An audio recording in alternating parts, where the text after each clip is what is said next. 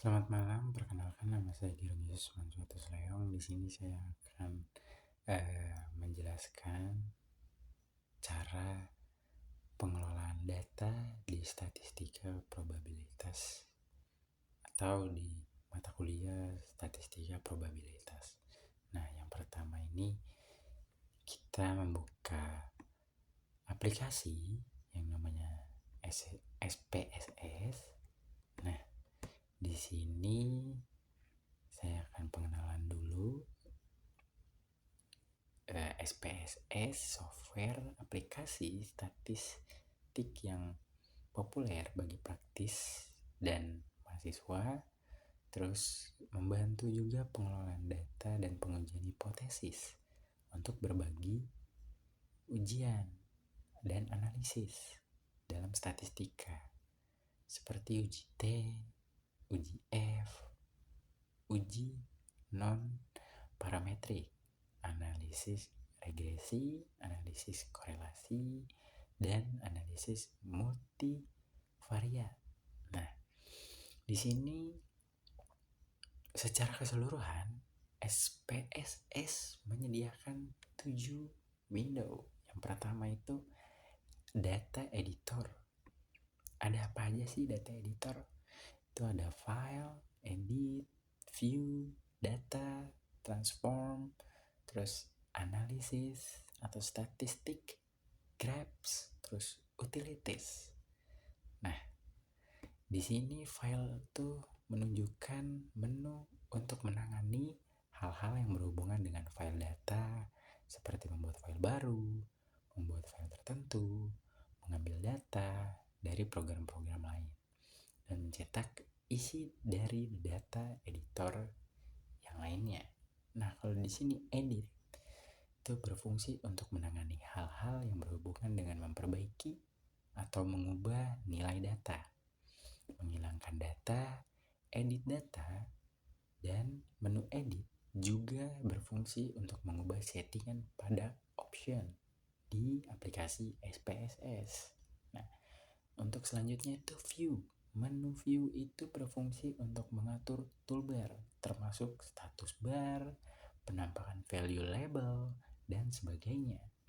Data dan menu data di sini untuk membuat perubahan data SPSS secara keseluruhan, yang seperti mengurutkan data, menyeleksi data berdasarkan kriteria tertentu. Lalu di menu transform. Nah, di menu transform ini untuk membuat perubahan pada variabel yang dipilih dengan kriteria tertentu. Dan yang selanjutnya adalah analisis atau statistik, merupakan menu inti dari SPSS yang berfungsi untuk melakukan semua prosedur perhitungan statistik seperti uji T, F, regresi, time series, dan sebagainya. Lalu graph itu menunjukkan untuk membuat berbagai jenis grafik untuk mendukung analisis statis seperti pie, line, bar, dan kombinasi yang lainnya.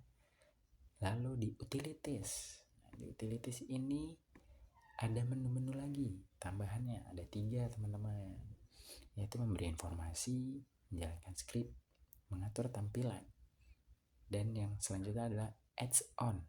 Itu tambahan yang berisi mengenai software lain dapat diintegrasikan dengan SPSS, dan juga berisi sambungan online dengan website SPSS guna kepentingan pelatihan dan pengembangan SPSS.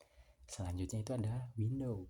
Nah, window ini untuk berfungsi pindah di antara menu-menu lain di SPSS, teman-teman. Lalu di sini ada menu output navigator.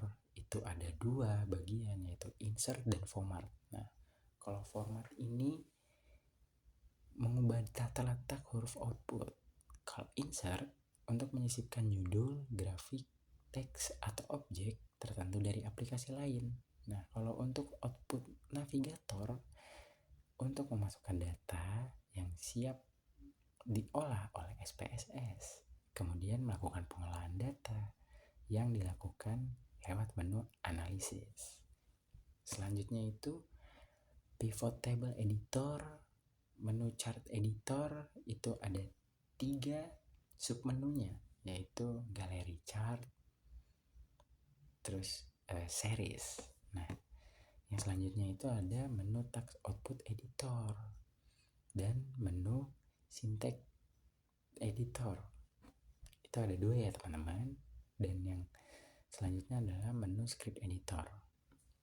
Lalu di sini ada jenis data teman-teman. Itu ada 4. Data nominal, data ordinal, data interval, dan juga data rasio. Nah, ciri-cirinya itu adalah posisi data setara, tidak bisa dilakukan operasi matematika, contohnya jenis kelamin dan jenis pekerjaan. Nah, data nominal ini data yang diperoleh dengan cara kategorisasi atau klasifikasi. Dan yang selanjutnya itu ordinal.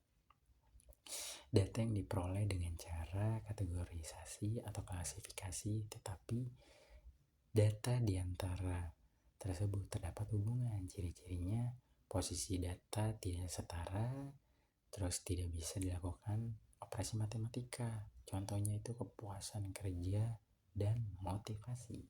Nah, untuk interval itu data yang diperoleh dengan cara pengukuran di mana jarak antara 2 titik skala sudah diketahui. Contohnya itu temperatur yang diukur berdasarkan derajat Celcius dan derajat Fahrenheit, serta sistem kalender. Dan yang terakhir itu ada rasio. Nah, kalau rasio ini data yang diperoleh dengan cara pengukuran di mana jarak antara 2 titik skala sudah diketahui dan mempunyai titik 0 absolut. Oke. Lalu di sini ada pengujian validitas dan reliabilitas, yaitu digunakan untuk menguji pertanyaan pada kuesioner yang kita buat apakah sudah valid dan reliable atau belum. Jadi untuk data sekunder tidak perlu melakukan uji validitas dan reliabilitas. Dan yang selanjutnya itu adalah pengujian reliabilitas, yaitu masukkan nilai item untuk masing-masing pertanyaan. Dan yang pertama itu uji normalitas. Itu uji statistik yang digunakan atau dilakukan untuk mengetahui bagaimana sebaran sebuah data tersebut didistribusikan normal atau tidak. Nah, uji normalitas ini hanya dilakukan untuk data primer dan bukan untuk data persepsi. Nah, di sini ada pula uji normalitas dengan SSP. Dapat dilakukan dengan uji Shapiro-Wilk atau yang disebut dengan Lilliefors serta Kolmogorov-Smirnov.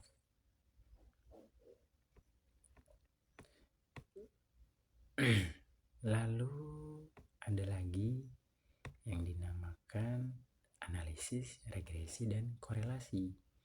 Nah, tujuannya itu memprediksi besar variabel tergantung dengan menggunakan data variabel bebasnya, atau mencari besarnya pengaruh dari variabel bebas terhadap variabel berikat atau terikatnya. Dan lalu uji validitas itu untuk menguji variabel disiplin kerja dan diuji cobakan terhadap 35 responden dengan 4 pertanyaan yang akan digunakan sebagai angket penelitian menggunakan taraf signifikanisasi.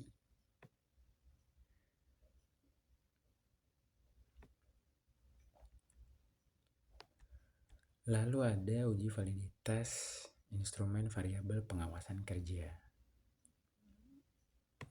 Terus ada juga uji validitas instrumen variabel efektivitas kerja. Di sini ada uji reliabilitas. Itu teknik yang digunakan dalam pengukuran reliabilitas teknik alpha dari Kornbach dengan 4 pertanyaan untuk tiap variabel yang diuji. Cobakan kepada 35 responden.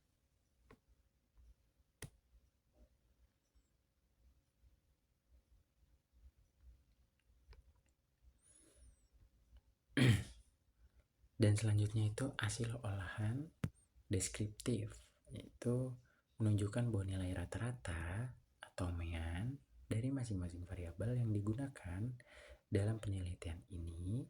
Selain nilai rata-rata, juga menunjukkan simpangan baku atau standar deviation dari masing-masing variabel. Dan yang kedua ini hasil korelasi, menunjukkan tingkat keeratan hubungan antar variabel yang digunakan. Nilai korelasi berkisar antara 0 sampai 1,0, artinya korelasinya sangat rendah atau tidak terdapat korelasi.